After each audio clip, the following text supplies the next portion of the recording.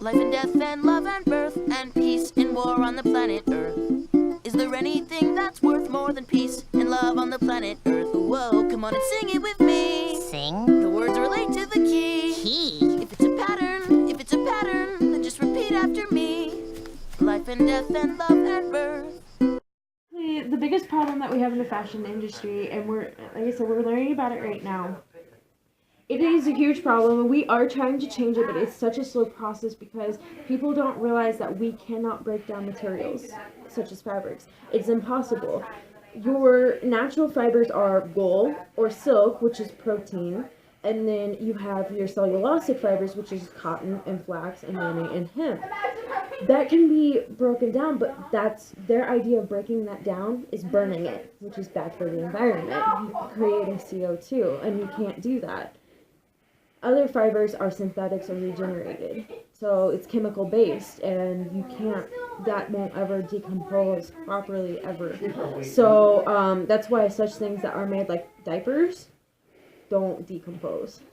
They don't. So we're trying to figure out how we can recycle it, and actually Iowa State is coming up with a recyclable program for our fabrics, where we're trying to do recycling bins and figure out how can we reuse it or recycle it to the best abilities.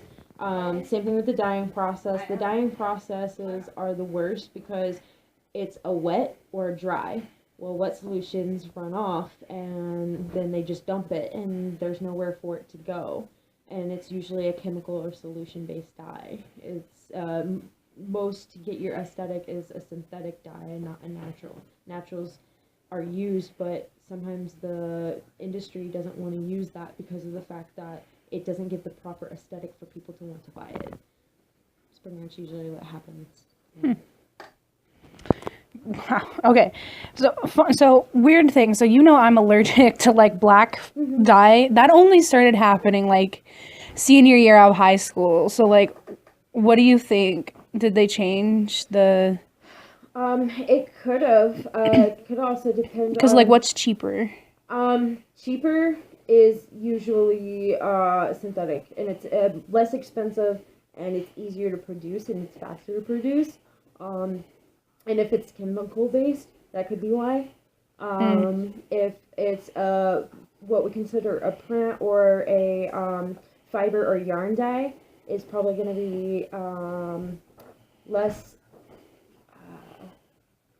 likely to have an allergic reaction than a piece dye. Piece dye is where they take it and they dip it all at once, and that usually has like a coating on it.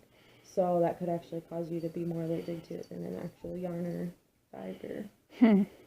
Yeah, no. That always weirded me out because I just started being allergic to like dark fabric. And one time it was like this cream colored shoe material.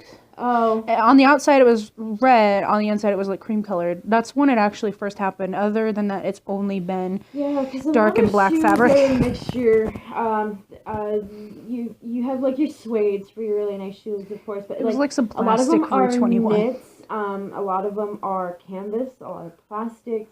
I think it was like plastic because like they were just cheap Rue 21 flats. And a lot of people don't realize that in the fashion industry, actually plastics are part of the fashion industry. So like your plastic bags or like your caution tape, that's all fibers.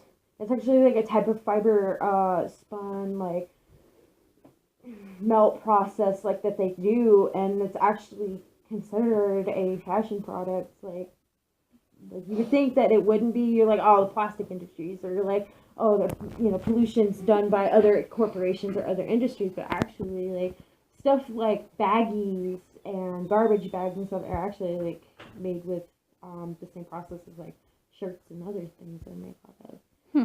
So Cool.